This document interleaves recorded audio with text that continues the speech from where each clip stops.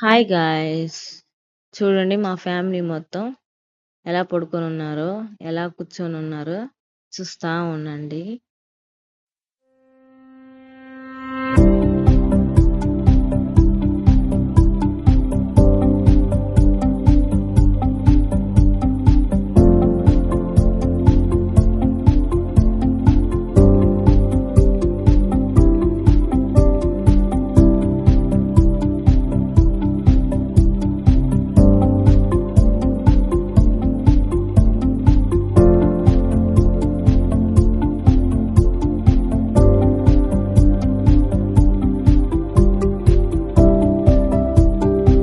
చూడండి, నోబితా ఎప్పుడు చూసినా నిద్రపోతానే ఉంటాడు.